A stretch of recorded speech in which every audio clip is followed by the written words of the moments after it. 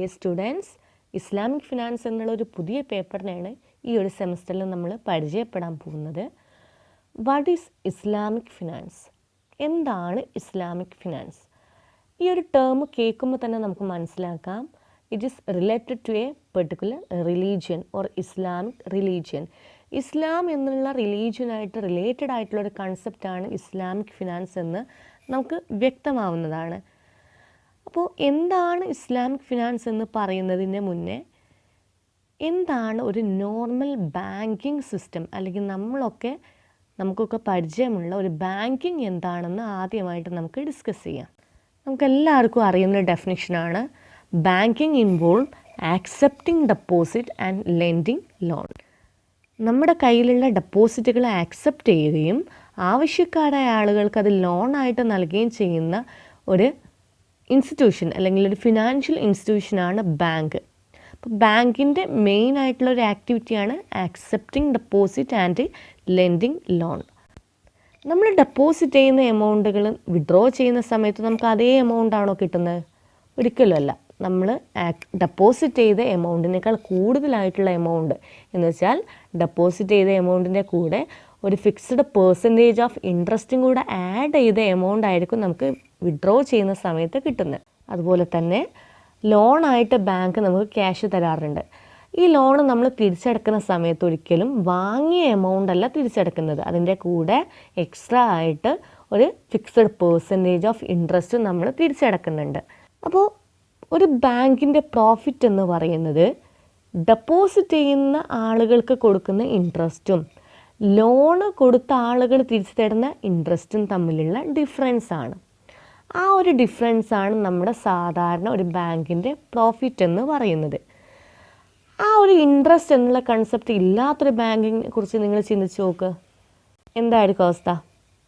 Deposit ചെയ്യുന്ന ആളുകൾ അതേ എമൗണ്ട് തന്നെ വിഡ്രോ ചെയ്യുന്നു, ലോണായിട്ട് കടം വാങ്ങിയ ആളുകൾ അതേ എമൗണ്ട് തന്നെ ബാങ്കിലേക്ക് തിരിച്ചു തരുന്നു. ആ ഒരു സിസ്റ്റത്തെക്കുറിച്ച് നിങ്ങൾ കേട്ടിട്ടുണ്ടോ? നിങ്ങൾക്ക് എന്തെങ്കിലും പരിചയമുണ്ടോ?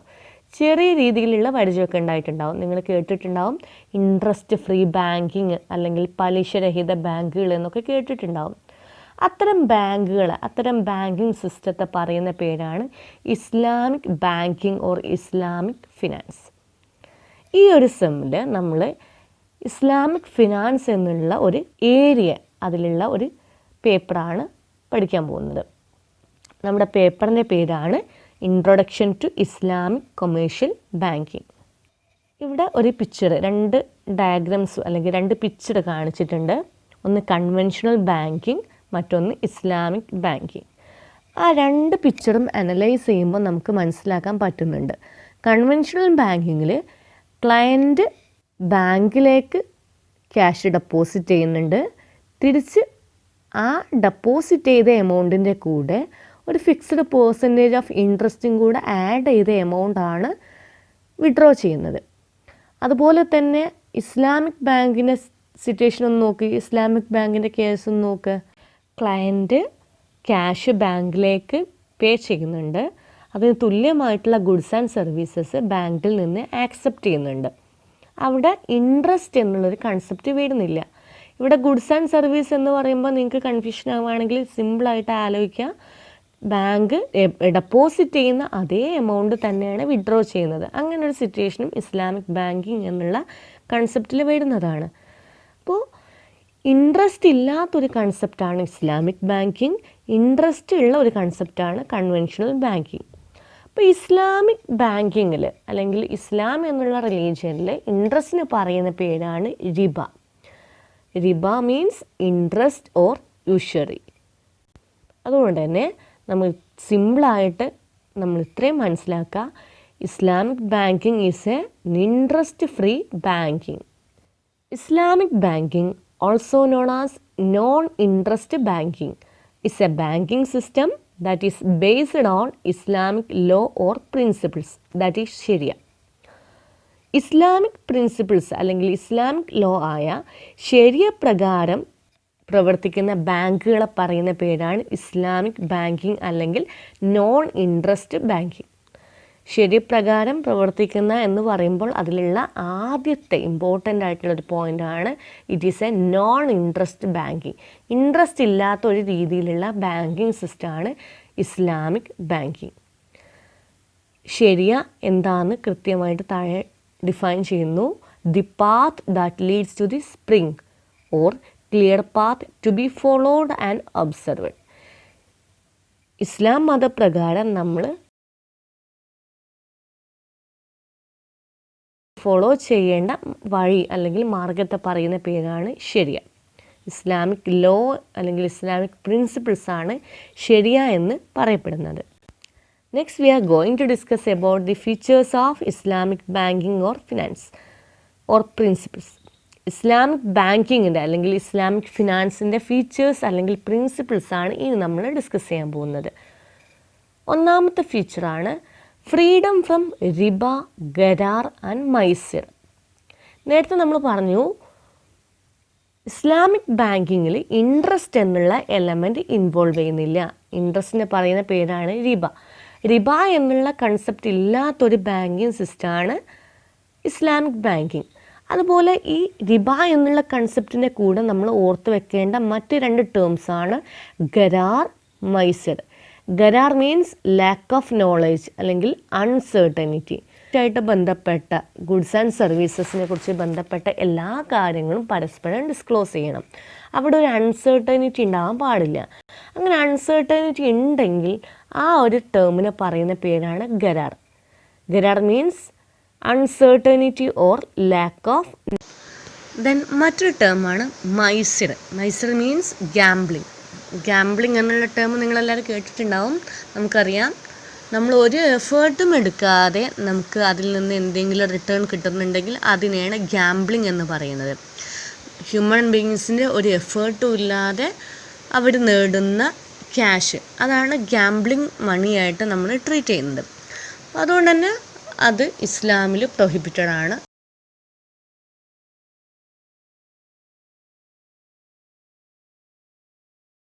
Second point, avoidance of trade in unlawful goods and services ആണ്. അതുകൊണ്ട് തന്നെ ഇസ്ലാം റിലീജിയനിൽ ചില കാര്യങ്ങൾ പ്രൊഹിബിറ്റ് ചെയ്തിട്ടുണ്ട്. അങ്ങനെ പ്രൊഹിബിറ്റഡ് ആയിട്ടുള്ള ഗുഡ്സ് ആൻഡ് സർവീസസുമായിട്ട് ഡീൽ ചെയ്യുന്നതും ഇസ്ലാമിക് ബാങ്കിങ്ങിൽ അനുവദിക്കപ്പെടുന്നതല്ല. ഒരു എക്സാമ്പിൾ പറയുകയാണെങ്കിൽ പോർക്ക്, പന്നിയിറച്ചി എന്നുള്ളൊരു സംഭവം ഇസ്ലാമിൽ നിരോധിക്കപ്പെട്ടൊരു സംഭവമാണ്. അതുകൊണ്ട് തന്നെ അങ്ങനെയുള്ള പ്രോഡക്റ്റുമായിട്ട് ഡീൽ ചെയ്യുന്നത്, അതുപോലെ ആൽക്കഹോള്, ഈ രീതിയിൽ ഇസ്ലാമിൽ പ്രൊഹിബിറ്റ് ചെയ്ത പ്രോഡക്റ്റുകളുമായിട്ട് ഡീൽ ചെയ്യുന്നത് ഇസ്ലാമിക് ബാങ്കിങ്ങിൽ അലൗഡ് അല്ല. Fourth one, principle of justice and equity. That means equal sharing of risk. നമ്മുടെ നോർമൽ ബാങ്കിങ്ങിൽ ഇൻട്രസ്റ്റ് എന്നുള്ളൊരു എലമെൻറ്റ് വരുന്നതുകൊണ്ട് തന്നെ ഒരുപാട് ആളുകൾ എക്സ്പ്ലോയിറ്റേഷന് വിധേയരാകുന്നുണ്ട്. ലോണ് വാങ്ങുന്ന ആളുകൾ ഇൻട്രസ്റ്റ് എമൗണ്ട് കൂടി ആ ലോണ് തിരിച്ചടക്കാൻ പറ്റാത്ത രീതിയിലേക്ക് എത്തുന്നുണ്ട്. അതുപോലെ ഡെപ്പോസിറ്റ് ചെയ്യുന്ന ആളുകൾ ഇൻട്രസ്റ്റ് കൂടി ഡെപ്പോസിറ്റ് കൂടുന്നൊരു സ്ഥിതിയിലേക്ക് എത്തുന്നുണ്ട്. Richer become more richer and poorer become more poorer. രീതി എക്സ്പ്ലോയിറ്റേഷന് കാരണമാവുന്നുണ്ട്. അതുകൊണ്ട് തന്നെ ഇതിനെ റിമൂവ് ചെയ്തുകൊണ്ട് അതിനൊരു സൊല്യൂഷനായിട്ട് കൊണ്ടുവന്നൊരു സിസ്റ്റമാണ് ഇസ്ലാമിക് ബാങ്കിങ്. ഇസ്ലാമിക് ബാങ്കിങ് എന്നുള്ളൊരു കൺസെപ്റ്റ് മുന്നോട്ട് വെക്കുന്ന ഒരു പ്രിൻസിപ്പിൾ എന്ന് പറയുന്നത് principle of justice and equity ആണ്. ഇസ്ലാമിക് ബാങ്കിങ്ങിൽ ബാങ്കും ക്ലയൻറ്റും പാർട്ട്നേഴ്സായിട്ടാണ് ആക്ട് ചെയ്യുന്നത്. രണ്ടുപേരും ഈക്വലായിട്ടാണ് റിസ്ക് ബിയർ ചെയ്യുന്നത്. അതിനെക്കുറിച്ച് ഡീറ്റെയിൽഡ് ആയിട്ട് ഇനി വരുന്ന ചാപ്റ്റേഴ്സിൽ നമ്മൾ ഡിസ്കസ് ചെയ്യുന്നുണ്ട്. Then profit and loss sharing. നേരത്തെ പറഞ്ഞു ഈക്വൽ ഷെയറിങ് ഓഫ് റിസ്ക്. ബാങ്കും ക്ലയൻറ്റും ഈക്വലായിട്ട് റിസ്ക് ഷെയർ ചെയ്യുന്നുണ്ട്. അതുപോലെ തന്നെ പ്രോഫിറ്റ് ആൻഡ് ലോസും ഒരു നിശ്ചിത റേഷ്യോയിലാണ് അവർ ഷെയർ ചെയ്യുന്നത്. Then mutual cooperation and solidarity. പരസ്പരം സഹകരിച്ചുകൊണ്ടാണ് ഇസ്ലാമിക് ബാങ്കും ക്ലയൻസും മുന്നോട്ട് പോകുന്നത്. Then public interest. ഇസ്ലാമിക് ബാങ്കിൻ്റെ മെയിൻ എയിം എന്ന് പറയുന്നത് ഒരിക്കലും പ്രോഫിറ്റ് അല്ല, വെൽഫെയർ ആണ്, അതായത് പബ്ലിക് ഇൻട്രസ്റ്റ് ആണ്. Then last one, making money from money is not acceptable. ക്യാഷിൽ നിന്ന് ക്യാഷ് ഉണ്ടാക്കുന്ന ഒരു രീതി ഒരിക്കലും ഇസ്ലാമിക് ബാങ്ക് ആക്സെപ്റ്റ് ചെയ്യുന്നില്ല. അതുതന്നെയാണ് ഇൻട്രസ്റ്റ്. അപ്പോൾ നമ്മൾ ഒരാളെ കയ്യിൽ നിന്ന് ക്യാഷ് കടം വാങ്ങി തിരിച്ച് നമ്മൾ ഇൻട്രസ്റ്റോട് കൂടിയിട്ടാണ് തിരിച്ചേൽപ്പിക്കുന്നതെങ്കിൽ അത് മേക്കിംഗ് മണി ഫ്രം മണി ആണെന്ന് നമുക്ക് പറയാം. അതുകൊണ്ട് തന്നെ ക്യാഷിൽ നിന്ന് ക്യാഷ് ഉണ്ടാക്കുന്ന ഒരു രീതി, ഗാംബ്ലിംഗ് പോലുള്ളൊരു രീതി ഒരിക്കലും ഇസ്ലാമിൽ അനുവദിക്കപ്പെടുന്നില്ല. അപ്പോൾ ഇത്രയും ഫീച്ചേഴ്സാണ് ഇസ്ലാമിക് ബാങ്കിൻ്റെ ഫീച്ചേഴ്സ് അല്ലെങ്കിൽ പ്രിൻസിപ്പിൾസ് എന്ന് പറയുന്നത്.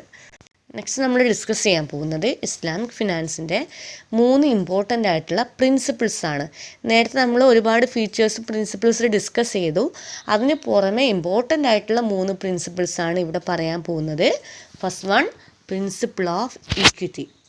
It is meant for prohibition of riba and garar with a view to protecting weaker contracting party in financial transaction. നമുക്കറിയാം ഇക്വിറ്റി മീൻ ജസ്റ്റിസ് ആണ്. റിബ, ഗരാർ എന്നുള്ള എലമെൻറ്റുകൾ ഒരു ഫിനാൻഷ്യൽ ട്രാൻസാക്ഷനിൽ പാടില്ല, അത് പ്രൊഹിബിറ്റ് ചെയ്യണം എന്ന് പറഞ്ഞുകൊണ്ട് മുന്നോട്ട് വെക്കുന്ന പ്രിൻസിപ്പിളാണ് പ്രിൻസിപ്പിൾ ഓഫ് ഇക്വിറ്റി. അതായത് വീക്കർ കോൺട്രാക്റ്റിംഗ് പാർട്ടിയെ പ്രൊട്ടക്റ്റ് ചെയ്യാൻ വേണ്ടിയിട്ടാണ് ഇക്വിറ്റി എന്നുള്ള പ്രിൻസിപ്പിൾ ഇസ്ലാമിക് ഫിനാൻസ് മുന്നോട്ട് വെച്ചിട്ടുള്ളത്. Then principle of participation. That means Islamic finance emphasise on reward comes with risk taking. Risk എടുക്കുന്നുണ്ടെങ്കിൽ അതിൻ്റെ കൂടെ ഒരു റിവാർഡും ഉണ്ടാവും എന്നുള്ളൊരു രീതിയിലാണ് ഇസ്ലാമിക് ഫിനാൻസ് മുന്നോട്ട് പോകുന്നത്. നേരത്തെ പറഞ്ഞ പോലെ നമ്മൾ ഒരു എഫേർട്ടും എടുക്കാതെ ഏൺ ചെയ്യുന്ന ക്യാഷ് പ്രൊഹിബിറ്റഡ് ആണ്. ഗാംബ്ലിങ്, സ്പെക്കുലേഷൻ പോലുള്ള കാര്യങ്ങളിലൂടെ നമ്മൾ ഏൺ ചെയ്യുന്ന ക്യാഷ് അല്ലെങ്കിൽ റിവാർഡ് പ്രൊഹിബിറ്റഡ് ആണ്. നമ്മൾ എത്രത്തോളം എഫേർട്ട് എടുക്കുന്നുണ്ടോ, നമ്മൾ എത്രത്തോളം റിസ്ക് എടുക്കുന്നുണ്ടോ അതിൽ നിന്ന് കിട്ടുന്ന റിവാർഡ് മാത്രമേ ആക്സെപ്റ്റ് ചെയ്യാൻ പാടുള്ളൂ. Third one, principle of ownership. ഈ ഒരു പ്രിൻസിപ്പിൾ കൊണ്ട് ഉദ്ദേശിക്കുന്നത് നമ്മുടെ കയ്യിലുള്ള ഒരു പ്രോഡക്റ്റ് മാത്രമേ നമുക്ക് വിൽക്കാൻ പാടുള്ളൂ. Do not sell what you don't have.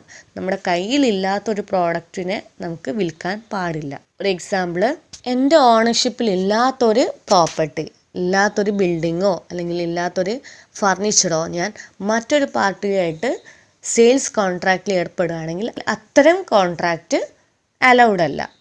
ഒരു എക്സാമ്പിൾ പറയുകയാണെങ്കിൽ ഇപ്പോൾ റിയൽ എസ്റ്റേറ്റിൻ്റെ കേസിലൊക്കെ നിങ്ങൾ കാണുന്നതായിരിക്കും, നമ്മുടെ കയ്യിലില്ലാത്ത ഒരു പ്രോപ്പർട്ടി നമ്മൾ മറിച്ച് വിൽക്കുന്നുണ്ട്. നാളെ നമ്മൾ വാങ്ങാൻ ഉദ്ദേശിക്കുന്നുണ്ടെങ്കിൽ ഇന്ന് ആ പ്രോപ്പർട്ടി വിൽക്കാനുള്ള ഒരു കോൺട്രാക്റ്റിൽ നമ്മൾ സൈൻ ചെയ്യുന്നുണ്ട്. അത്തരം കോൺട്രാക്റ്റ് അലൗഡ് അല്ല. നമ്മുടെ ഓണർഷിപ്പിലുള്ള പ്രോപ്പർട്ടി മാത്രമേ നമുക്ക് വിൽക്കാനുള്ള റൈറ്റ് ഉള്ളൂ. അതുപോലെ സ്റ്റോക്ക് എക്സ്ചേഞ്ചിൽ ഇതുമായിട്ട് ബന്ധപ്പെട്ടൊരു ടേമാണ് short selling. That means selling before buying.